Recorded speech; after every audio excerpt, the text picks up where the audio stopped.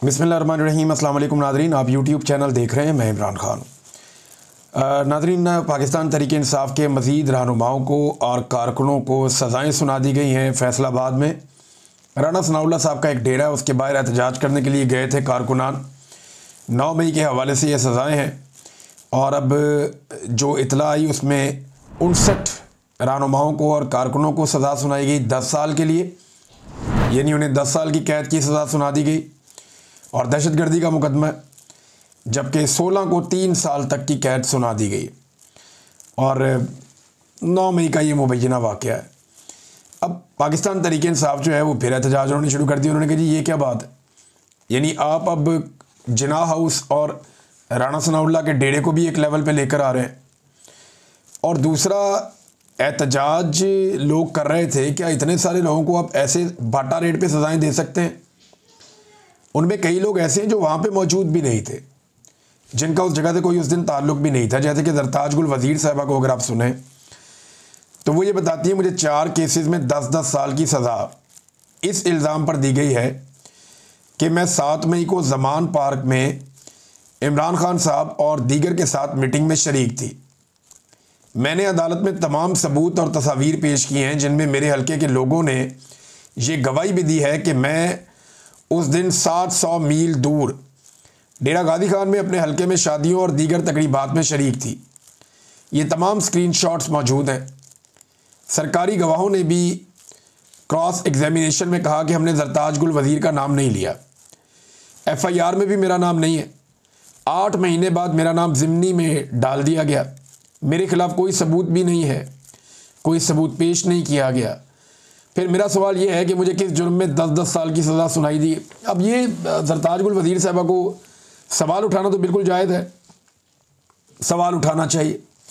जो गलत काम हो रहा है उसको बेनकाब करना चाहिए, सामने रखना चाहिए। लेकिन बात बड़ी सादा है कि इमरान खान को किस बात की सज़ाएँ हो रही हैं, इमरान खान के ख़ानदान के लोग जेलों में क्यों हैं, इमरान खान की बीवी जेल में क्यों है, और बहुत सारे सहाफ़ी, बहुत सारे जो है वो आपके इवन शायर को भी, जो एक्टिविस्ट हैं उन्हें भी, इन्हें बार बार क्यों गिरफ़्तार किया जाता है? सब क्यों ज़ेरे अताब है? लोगों को जबरी तौर पे लापता क्यों किया जा रहा है? वो बेगुनाह लोग हैं। वजह सिर्फ ये है कि इस वक्त मिलिट्री इस्टेब्लिशमेंट ये सोच रही है कि उन्होंने इमरान खान को और पाकिस्तान तहरीक इंसाफ को मुकम्मल तौर पर तबाह करना है, और जो भी अपना मौक़िफ़ नहीं बदलेगा या तहरीक इंसाफ के साथ खड़ा होगा उसको उसकी कीमत अदा करनी पड़ेगी। तो ज़रताज गुल वज़ीर साहब और बाकी लोग इसी की कीमत अदा कर रहे हैं।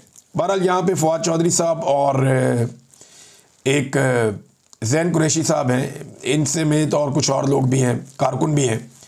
अब वो बरी भी हो गए इन केसों से, लेकिन ज़्यादातर लोगों को यहाँ पे सज़ा हो गई है और 10-10 साल की सज़ा सुनाई गई है। तहरीक इंसाफ ने इसकी मजम्मत की है और बड़ा रोला उन्होंने डाला है। 3 लोग नाज़रीन पाकिस्तान में ऐसे हैं जो ज़्यादा ज़ोर देते हैं इस बात पे कि इमरान खान साहब के जो सोशल मीडिया के अकाउंट्स हैं वो पाकिस्तान में आने चाहिए और पाकिस्तान से उनकी हैंडलिंग होनी चाहिए और तहरीक इंसाफ उनको हैंडल करे। अच्छा, इनमें एक शेर अफजल मरवत साहब हैं, उनका ये मानना है कि जो सोशल मीडिया की इमरान खान साहब की टीम है वो ठीक नहीं है, ये अकाउंट्स यहाँ आने चाहिए। यही बात जो है वो फवाद चौधरी साहब भी मानते हैं और अंसार अब्बासी साहब भी इस बात पे ज़ोर देते हैं बार बार कि ये इधर पाकिस्तान में लाया जाए। इंटरेस्टिंग बात यह है कि सुहेल वड़ाइच साहब के बाद अब अंसार अब्बासी साहब ने भी इमरान खान साहब के हक़ में एक ताज़ा गवाही दे दी है। पहले सुहेल वड़ाइच साहब ने गवाही दी थी कि इमरान खान साहब जो जेल में कैद हैं या जो उनके साथ जुल्म और ज़्यादती हो रही है, ये पाकिस्तान के आर्मी चीफ से मिलने के बाद वो इस नतीजे पे पहुंचे और उन्होंने कॉलम लिखा कि इमरान खान को माफ़ी मांगनी चाहिए और इसी से वो बाहर आ पाएंगे या उनकी मुश्किलात कम हो जाएंगी। वरना उन्होंने मिसाल दी थी जुल्फ़िकार अली भुट्टो की और दीगर। अब सुहेल वड़ाइच साहब ये कहते हैं कि एक और जुल्फ़िकार अली भुट्टो नहीं बनना चाहिए, पाकिस्तान इसका मुतहम्मिल नहीं हो सकता, और इमरान खान को मशवरा देते हैं कि माफ़ी मांग लें। भाई, जुल्फ़िकार अली भुट्टो का मर्डर हुआ था, कत्ल किया था और एक डिक्टेटर ने किया था। अब डिक्टेटर को सुहेल वड़ाइच साहब कुछ नहीं कह रहे, मकतूल को सुहेल वड़ाइच साहब कह रहे हैं। यानी ये तो वही बात होगी ना, एक शेर हम बचपन से अदालतों में सुनते चले आ रहे हैं कि ये भी दलील मान ली अदालत ने कि मकतूल खुद ही गिरा था खंजर की नोक पे। यानी मुझे पूरा शेर याद नहीं है, लेकिन वो ऐसे ही था कि जो कत्ल होने वाला है खंजर की नोक के ऊपर खुद ही गिर गया था। कातिल की ये दलील भी मान ली मुनसिफ ने कि मकतूल खुद ही गिरा था खंजर की नोक पे। तो या मकतूल को या जो मजलूम है उसको मशवरा देते हैं, उसे गलत करार देते हैं, उसे कहते हैं कि तू ये कर, तू ये कर, तू ये कर, तू कंप्रोमाइज़ कर ले। उसको ये नहीं कहते कि तू गलत है, उसको ये नहीं कहते कि तेरा जुर्म है, उसे ये कहते हैं कि तेरा जुर्म ये है कि तू कमज़ोर है और इस्टेब्लिशमेंट बहुत ताकतवर है, लिहाजा तू इस्टेब्लिशमेंट के सामने सर झुका ले। ये मशवरा सुहेल वड़ाइच साहब देते हैं। खुद भी उन्होंने माफ़ी मांगी।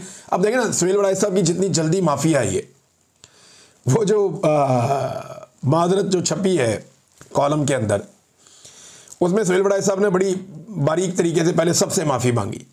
इतनी माफ़ी मांगी कि माफ़ी का लेवल ही बहुत डाउन कर दिया, और फिर एंड में जाके DG ISPR से भी माफ़ी मांग ली।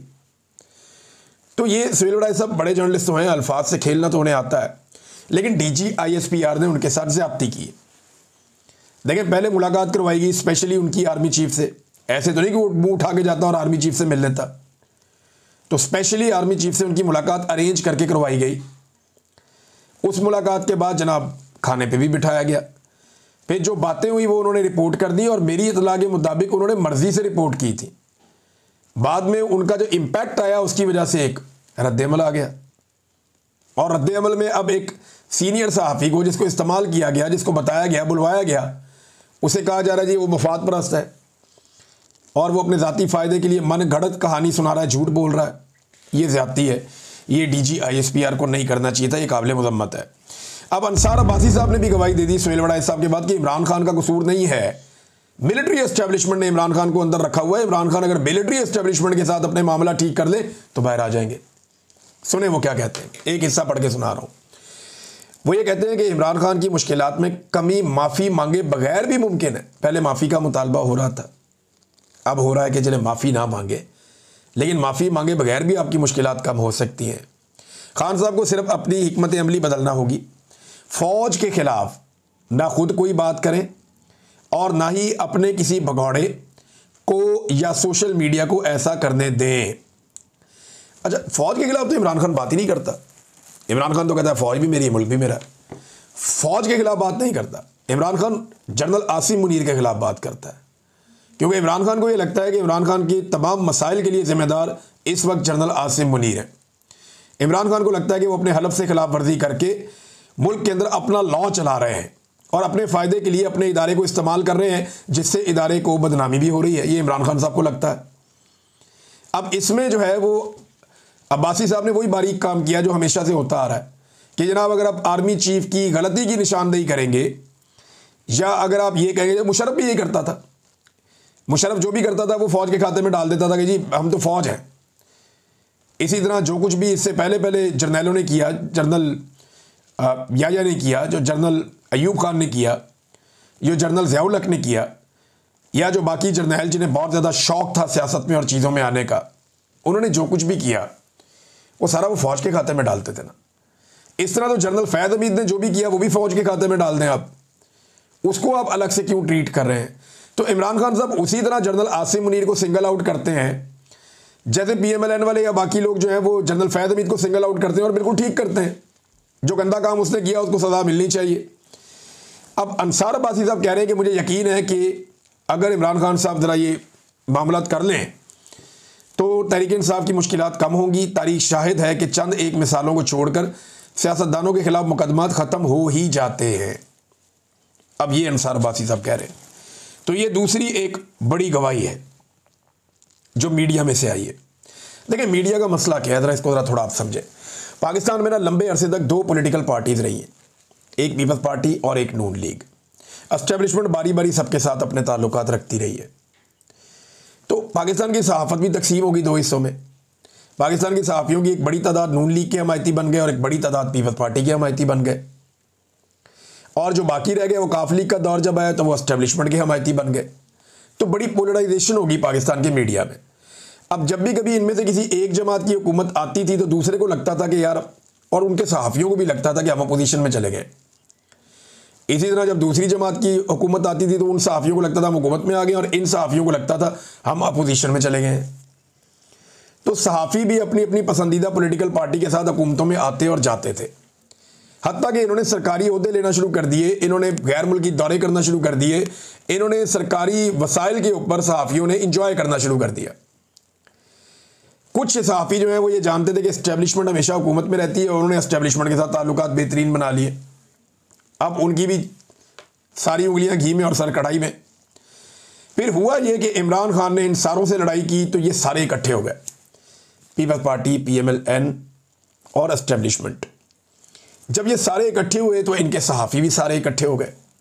तो अब ये पॉलिटिकल पार्टी अपनी मुखालिफ पॉलिटिकल पार्टी यानी PTI को बागी और गद्दार समझते हैं, जबकि ये जितने भी सहाफ़ी हैं जो मुख्तलिफ पॉलिटिकल पार्टीज़ के बेनिफिशरी हैं और कई दहाइयों से हैं, हम तो नए लोग आए ना, ये लोग तो कई दहाइयों से काम कर रहे हैं।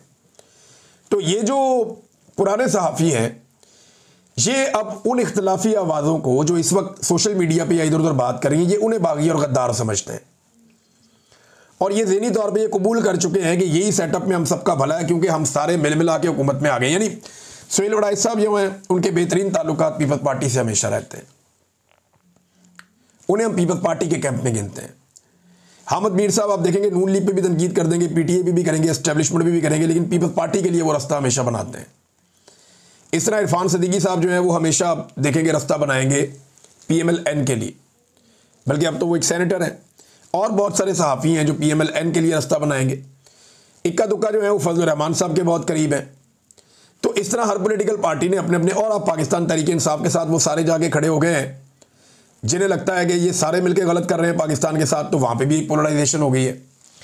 लिहाजा अब ये इख्तलाफी आवाज़ों को कुचलने का और दबाने का सिलसिला जो है वो जारी है, लेकिन इमरान खान साहब को ये साबित किया जा रहा है बार बार मशवरा देकर कि जनाब आप मफाहमत कर लें, आपका मसला कानूनी नहीं है, अदालतों का कोई लेना देना नहीं है।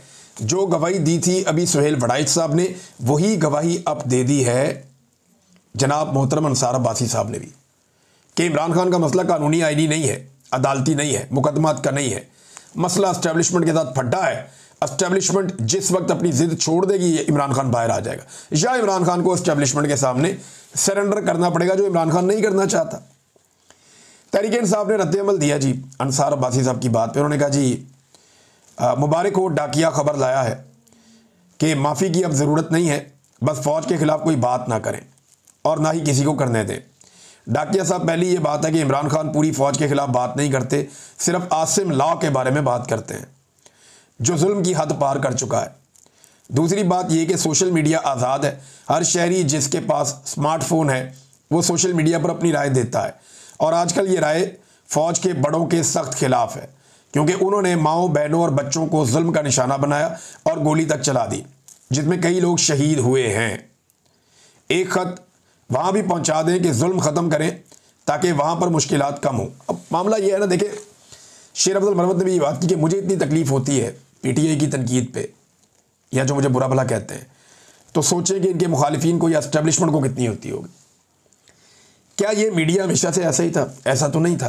क्या पाकिस्तान का सोशल मीडिया का यूज़र जो आम पाकिस्तानी है, क्या वो हमेशा से इतने गुस्से में था? तो नहीं था। ये जब लोगों ने देखा ना कि औरतों को सड़कों पे घसीटा गया, गाड़ियां तोड़ी गई, लोगों की चादर और चार दीवारी का तकद्दुस पामाल किया गया, लोगों के साथ जुल्म जबर और फस्तायत की गई, पूरा का पूरा इलेक्शन चोरी कर लिया गया, पाकिस्तान की मईशत को तबाह कर दिया गया और लुट मार कर दी गई और मुस्तरद शुदा चेहरे लाकर मुसल्लत कर दिए गए, तो लोग रिएक्टिव होते गए। एक तो लोगों की बनाई हुई हुकूमत गिरा दी, और फिर लोगों ने दोबारा हुकूमत बनाने की कोशिश की तो उसको बनने नहीं दिया गया। ये लोग रद्द अमल दे रहे हैं। देखिए ये आगे के बाद लोगों के पास बंदूकें तो है नहीं है वो निकाल के बंदूकें शुरू हो जाएं, या लोग कुछ और तो करना नहीं चाहते, तो लोग कम से कम अपना रद्द अमल देते हैं। और ये वो रद्द अमल है जो आपको दिखाई दे रहा है। ये वो अनवार काकड़ कह रहा था कि मैं जहाँ भी जाता हूँ लोग मेरी पजीराई करते हैं, तो मेरा चैलेंज है अनवार काकड़ को खुल के निकल के बलूचिस्तान में फिर के दिखा दे बगैर सिक्योरिटी के, और बगैर जहाँ वो चाय पीता था ना इस्लामाबाद में, वहाँ बैठ के चाय पी के दिखा दे। और अगर और कोई इसको शक है तो इधर इंग्लैंड में आ जाए, यूरोप में आ जाए, किसी भी मुल्क के अंदर खुला अकेला फिर के दिखा दे अनवार काकड़, लोग इसकी जो है वो तबाही फेर देंगे, मंजी ठोक देंगे जिसे कहते हैं पंजाबी में। इसे लग पता जाएगा कि लोग इसके बारे में क्या सोचते हैं। तो ये अपने बच्चों को तसल्ली दे रहा, वो बता रहा इंटरव्यू में कि जनाब सिर्फ सोशल मीडिया है, लोग तो मेरे से बहुत, कोई प्यार नहीं करता आपसे, आपने इस मुल्क का सबसे बड़ा इलेक्शन चोरी किया है, तारीख में और भी इलेक्शन चोरी हुए, लेकिन बदतरीन इलेक्शन आपने चोरी करवाया काकड़ साहब। आप वजीर आज़म थे, यू वर रिस्पॉन्सिबल, और आप सही इलेक्शन करवाने में बुरी तरह नाकाम रहे हैं। नादरीन, शेर अफजल मरवत साहब का मामला जो है, वो मरवत साहब ने कहा जी अब मैं हलीमा खानम और उनके बेटों के बारे में कोई बात नहीं करूँगा और मैं नहीं करना चाहता, मुझे मशवरा दिया गया मेरे दोस्तों की जानिब से। अब वो अंदर करवा दिए दोनों बेटे, तो अब जनाब मैंने बात नहीं करनी। ठीक है, अच्छी बात है, देर है दुरुस्त है, उनको बात तो समझ आ गई। लेकिन मरवत साहब कह रहे हैं कि पीटीआई का जो सोशल मीडिया है वो गालम गलोच करता है। ये इल्ज़ाम जो है नून लीग भी लगाती है, हालांकि पूरा पाकिस्तान गवाह है। पाकिस्तान की सियासी तारीख में गालम गलोच का जो कल्चर है या जो बदतहजीबी का कल्चर है वो नून लीग ने मुतारिफ करवाया था, और नवाज शरीफ साहब बहुत अप्रिशिएट करते थे इन चीज़ों को। लेकिन अब वक्त गुजरने के साथ साथ यही इल्ज़ाम वो पाकिस्तान तहरीक इंसाफ पे लगाते हैं। यही इल्ज़ाम शेर अफजल मरवत अब पाकिस्तान तहरीक इंसाफ पे लगा रहे हैं कि इनकी ज़बान बहुत गंदी है। लेकिन हुआ ये कि चंद सहाफ़ियों ने और पाकिस्तान तहरीक इंसाफ के हमायती जो सोशल मीडिया के लोग हैं, उन्होंने शेर अफजल मरवत साहब के स्क्रीनशॉट्स कुछ शेयर कर दिए, जिनमें मरवत साहब जो हैं वो अपने ऑफिशियल अकाउंट से बदतरीन और गलीज़ किस्म की गालियाँ दे रहे हैं, ख़वातीन को भी दे रहे हैं। तो ये जो कल्चर है गालम गलोच का, ये ख़त्म होना चाहिए। गाली चाहे शेर अफजल मरवत को दी जाए, चाहे शेर अफजल मरवत किसी को गाली दे, वो बुरी चीज़ है, वो नहीं करना चाहिए और इससे इज्तनाब करना चाहिए। नाज़रीन, पाकिस्तान तहरीक इंसाफ के वकला इमरान खान साहब से मुलाकात की कितनी कोशिश कर रहे हैं, ये एक बड़ा सवाल है जो सदीक जान साहब ने उठाया, और बड़ी टेक्निकल चीज़ें उन्होंने इस मामले में उठाई हैं। मैं चाहता हूँ कि सदीक जान साहब ने जो बात उठाई वही मैं आपके सामने रख दूँ। एक तो वो ये कहते हैं कि इमरान खान से मुलाकातों का मामला जब तक पाकिस्तान तहरीक इंसाफ की मुफ्त की लीगल टीम देखती रहेगी तब तक सब एक दूसरे की तरफ देखते रहेंगे। पीटीआई की क़यादत रोना रोती है कि हमारे पास पैसे नहीं हैं, कोई अच्छा प्रोफेशनल वकील हम नहीं कर सकते। हालांकि मैं भी ये ज़ाती तौर पे जानता हूँ कि बहुत लोग फ़ंड करना चाहते हैं पाकिस्तान तहरीक इंसाफ को, कर भी सकते हैं। यहाँ लोग पाकिस्तान तहरीक इंसाफ के नाम के ऊपर लोगों ने इतने इतने फ़ंड ले लिए, तो तहरीक इंसाफ जब फ़ंड मांगेगी तो लोग देंगे। पैसों का तो रोला होना नहीं चाहिए। अच्छा, प्रोफेशनल वकील ना होने की वजह से कोई प्रॉब्लम है, पाकिस्तान तहरीक इंसाफ के लोग इमरान खान साहब से मिल नहीं पा रहे और वो जो कानूनी मामला उसको सही तरीके से उठा नहीं पा रहे। सदीक जान साहब ने जो सवालात उठाए वो ये है, इमरान खान से मुलाकातें ना होने के खिलाफ इस्लामाबाद हाई कोर्ट में कब रुजू किया गया? अगर रुजू किया गया तो दरख्वास्त नहीं लगी, तो उस दरख्वास्त को जल्दी लगाने के लिए कौन सी दरख्वास्त दी गई और कौन सी लीगल टीम कितनी बार इस्लामाबाद हाई कोर्ट गई? इमरान खान साहब के ट्वीट में मौजूद है कि उन्होंने कई माह पहले ये कहा था कि सुप्रीम कोर्ट ऑफ पाकिस्तान से रुजू किया जाए मुलाकातों के हवाले से। क्या सुप्रीम कोर्ट में कोई पटिशन दायर की गई? अगर की गई तो कब की गई? पीटीआई की लीगल टीम ने इमरान खान की आइसोलेशन और मुलाकातें ना होने के मामले पर इतना ठंडा प्रोग्राम क्यों रखा हुआ है? वाकई ठंड प्रोग्राम ही है। पाकिस्तान तहरीक इंसाफ के लोग जो इमरान खान साहब से नहीं मिल पाते, अब ये कल फिर मुलाकात है, पता नहीं होती है या नहीं, लेकिन जो मुलाकातें नहीं हो रही हैं इसका एक बड़ा रीज़न यही है कि इमरान खान साहब चाहते हैं कि मुलाकात हो, पार्टी के लोग भी चाहते हैं कि मुलाकातें हो, लेकिन कुछ लोग तो ऐसे हैं जो कहीं ना कहीं दो नंबरी कर रहे हैं और मामले को उस तरह नहीं उठाते जैसे वो मामला उठाया जाना चाहिए। नाज़रीन, पाकिस्तान में आवाज़ें बंद करने का सिलसिला जारी है। हमारी एक और बड़ी अच्छी आवाज़, बड़ी मजबूत पाकिस्तान के मीडिया की आवाज़, हरमीत सिंह, बड़े अच्छे हमारे दोस्त हैं, भाई हैं, इनकी आवाज़ भी खामोश करवा दी गई। अचानक इनके चैनल की जानिब से इन्हें मालूम होता है कि इन्हें अब नौकरी पे आने की ज़रूरत नहीं है, तो इनको भी फारिग कर दिया गया, खामोशी से फारिग कर दिया गया। तो एक एक करके हर मुखालिफ आवाज़ को कुचला जा रहा है, दबाया जा रहा है। और बात सिर्फ एक है कि इमरान खान की बात नहीं करनी, उसकी बात नहीं सुनानी, उसका मौक़िफ़ नहीं सुनाना। अब इजाज़ुल हक साहब कहते हैं जनाब कि सिर्फ इमरान खान साहब इतना ही कह देना कि मुझे अफसोस है तो काफ़ी है। सुहेल बड़ाई साहब कहते हैं जी इमरान खान साहब एक दफ़ा सच्चे दिल से माफ़ी मांग लें। DGISPR कहते हैं जी इमरान खान सच्चे दिल से माफ़ी मांग लें। अब अंसार अब्बासी साहब यहाँ तक पहुँच गए कि नहीं, माफ़ी ना भी मांगे कम से कम जो है ना वो लिहाज करें। आर्मी चीफ का ही है ना, फ़ौज की जब बात करते हैं तो इमरान खान फ़ौज पे तो तनकीद करते नहीं, आर्मी चीफ पे करते हैं, तो वो यही चाह रहे होंगे कि आर्मी चीफ पे तनकीद ना करें, हथौला कर दें। तो ये मामला यहाँ तक पहुँच गया है। मामला आगे कहाँ तक जाएगा ये हम आपके सामने रखते रहेंगे। साथ साथ ये दो बड़े स्कैंडल हैं नाज़रीन, दोनों मैं आपके सामने रख देता हूँ। नंबर एक, इतला आई है और इतला ये है कि लैपटॉप्स चोरी हो गए हैं, और ये जो लैपटॉप चोरी हुए हैं ये बड़ी तादाद में चोरी हुए हैं। खुर्रम इकबाल साहब जर्नलिस्ट, उन्होंने खबर दी है कि वज़ीर आज़म लैपटॉप स्कीम के तहत 1000 से ज़्यादा लैपटॉप गायब हो गए। हुकूमत को जो है बड़ा नुकसान हुआ है। जिम्मेदारों के खिलाफ कोई कार्रवाई नहीं हुई। Audit report public account committee में पेश की गई है। तो ये नाज़रीन, एक तो 1000 से ज़्यादा लैपटॉप गायब हो जाएं तो छोटी खबर नहीं है, बड़ी खबर है, लेकिन यहाँ पे किसी के कानों पे जूं नहीं रेंग रही। दूसरा एक और बड़ा स्कैंडल है और वो बिजली के बाद LNG का स्कैंडल है।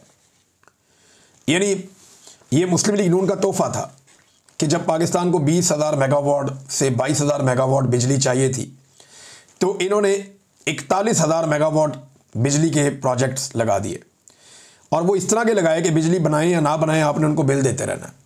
तो अब पाकिस्तानियों को जो है वो 3 गुना महंगी बिजली ख़रीदनी पड़ती है। ये शरीफ ख़ानदान ने पाकिस्तानियों पे एहसान किया। इन्होंने एक एहसान और किया, इन्होंने कतर के साथ मुआहदा किया और अब मिन्नतें कर रहे हैं कतर की कि हमारी जान छुड़ा दें किसी तरह। खबर के मुताबिक इन्होंने $5 अरब के LNG के 177 कार्गो शिप्स खरीदने का मुआहदा किया, लेकिन बाद में इन्हें पता चला कि इतने तो इस्तेमाल ही नहीं हो सकते। यानी अब जो हम गैस मंगवा रहे हैं कतर से, इन भाइयों ने इतनी ज़्यादा गैस खरीद ली कतर से, अगले 2030 तक के लिए इतनी गैस खरीद ली कि अब वो हमारी इस्तेमाल से ज़्यादा हो गई है। लेकिन कतर को क्योंकि मुआहदा हो चुका है, अब वो गैस भेजता जा रहा है और आपको पैसे देने पड़ रहे हैं। अब पाकिस्तान में जो गैस निकलती है उस गैस की प्रोडक्शन को कम कर दिया गया है, क्योंकि बाहर से ज़्यादा आ रही है तो उन्होंने कहा जी वो महंगी गैस दो आवाम को, ये सस्ती वाली ये ना दो, और इससे पाकिस्तान का लगातार नुकसान हो रहा है। ये है इन हुक्मरानों की पॉलिसी। अच्छा, ये पॉलिसी क्यों बनाते हैं? यानी क्या इन्हें नहीं पता था कि हमारी 22,000 मेगावाट की ज़रूरत है, हम 41,000 मेगावाट यानी दुगनी बिजली क्यों बनाना चाहते हैं? इससे कीमत 3 गुना हो जाएगी। क्या इन्हें ये बात नहीं पता थी? इन्हें पता थी। क्या इन्हें नहीं पता था कि हमारे पास कितनी गैस निकलती है और हमें कितनी इजाफी गैस चाहिए जो हम कतर के साथ मुआहदा करें? इन्हें पता था। देखिए, आप जब कमीशन आपको मिलता है ना, तो आप जितना बड़ा मुआहदा करते हैं उतना ज़्यादा कमीशन मिलता है। जितनी ज़्यादा IPPs लगाएंगे बिजली बनाने के कारखाने, उतना ज़्यादा कमीशन आपको मिलेगा ना। जितनी ज़्यादा गैस आप परचेज करेंगे कंपनियों से, वहाँ से आपको पहुँचेगी, उतना ही ज़्यादा कमीशन आपको मिलेगा ना। तो ये है सादी बात। तो इन्होंने गैस में भी पाकिस्तान को मारा, बिजली में भी पाकिस्तान को मारा। ये 2 इशू सिर्फ खोल दिए जाए ना तो इस खानदान का नाम हमेशा के लिए ना सिर्फ ECL में रहे बल्कि ये जेलों के अंदर बाकी जिंदगियां गुजारें, जो इन्होंने पाकिस्तान के साथ इन मुआहदों में कर दिया है। ऐसा जुल्म किया इन्होंने पाकिस्तानियों के साथ। वैसे तो जुल्म करते हैं, पकड़ते हैं, गिरफ्तार करते हैं, मारते हैं, गोलियां मारते हैं, जेलों में डालते हैं, वो तो अलग है। कौम की जेबों पे भी डाके डालते हैं और ऐसे मुआहदे करते हैं जो अंधे को भी नजर आ रहा है कि इन्होंने पाकिस्तान को गड्ढे में फेंका है। नाज़रीन, अब तक के लिए इतना ही। अपना ख्याल रखिएगा, अपने इस चैनल का भी। अल्लाह हाफिज़।